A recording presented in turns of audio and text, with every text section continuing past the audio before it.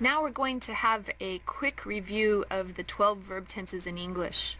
You should have studied these before now, so this will be just a very quick review. First we have the simple tenses: simple present, simple past, and simple future. Simple present is used to show something that happens regularly or doesn't happen regularly. It shows habit. So Jerry plays tennis every day shows us something that he does on a regular basis.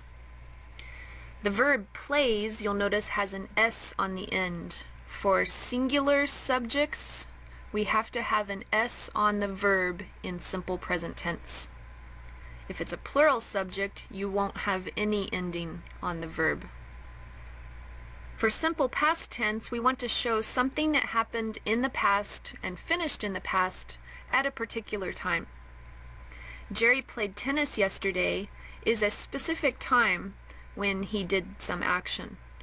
To show the action that happened in the simple past, for regular verbs, we just use ed. The hard part is for the irregular verbs like sit or eat. You have to remember that there's a special past tense form for each of those irregular verbs. To show simple future, we use the word will plus the simple form of the verb. So will play is used to show future tense. Then we have the progressive tenses. Progressive tenses show that an action is continuing at a certain period of time. Present progressive shows what is happening right now. To make the present progressive, we need two parts of the verb. We need a be verb and an ing. If your subject is singular, then you'll use the singular be verb is. If your subject is plural, like Jennifer and Mary, you use the be verb are plus the ing. For past progressive, we want to show an action that was continuing at a certain time in the past. Again, we need two parts of the verb, be verb and ing. But for past progressive, you use past tense be verbs was and were. Was is the singular, were is the plural, and your ing. Future progressive shows something that will be happening continuously at a time in the future. To make the future progressive, we use the word will plus be and the ing. Will is a modal that has to have a simple form of a verb after it. So we don't use is or are. After will, you use the simple form be plus your ing. Now we're going to talk about the perfect tenses. Present perfect is used to show something that happened in the past before now at a non-specific time, or something that happened regularly in the past, lots of times, but again at non-specific times. The emphasis with present perfect is to show that something happened in the past before now. So it's related to the present, but it shows something from the past.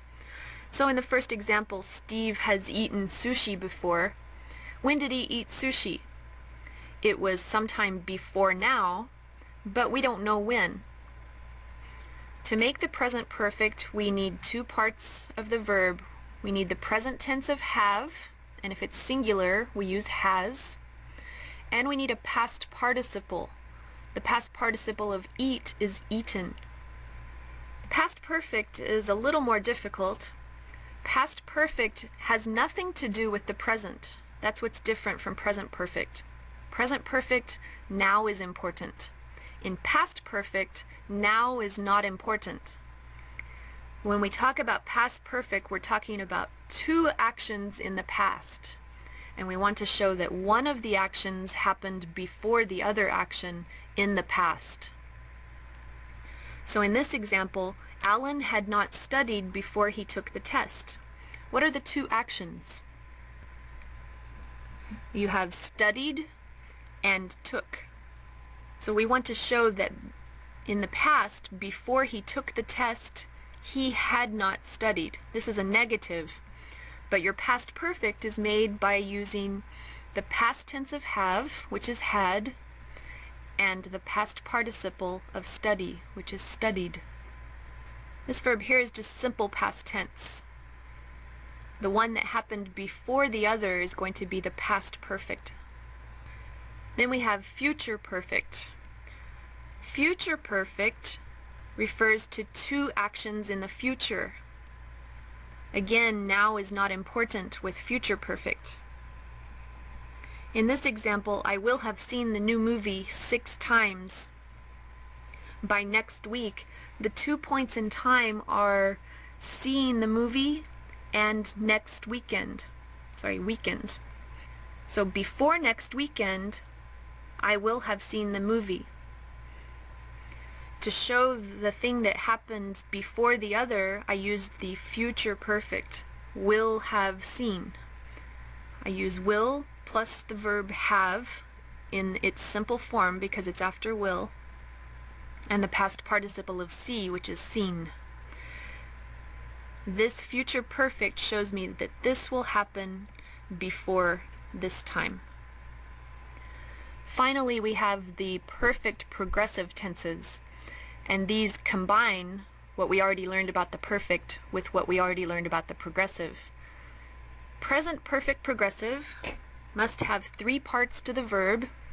You need to have or has, because that makes it perfect. Perfect right there.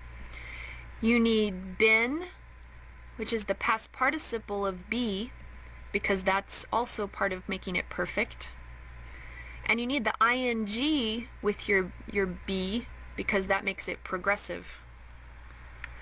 Present perfect progressive shows that something started before now and has continued and may continue even longer. Present perfect progressive is not very different from present perfect. The emphasis is on the time that the action goes on. Past perfect progressive shows that something was happening in the past and may have been going on before something else. He had been sleeping for 10 hours. That means that he was doing this action continuously for the duration of 10 hours. The focus is on the length of time that he did this. Past perfect progressive is made with a past tense of have, so we have had again, then a past participle of the be verb been, and an ing. Future perfect progressive emphasizes a continuous action in the future that lasts continuously.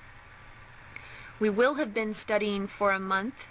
Has a similar meaning with the future perfect we will have studied for a month, but because it's perfect and progressive, we're emphasizing the continuous action for some period of time.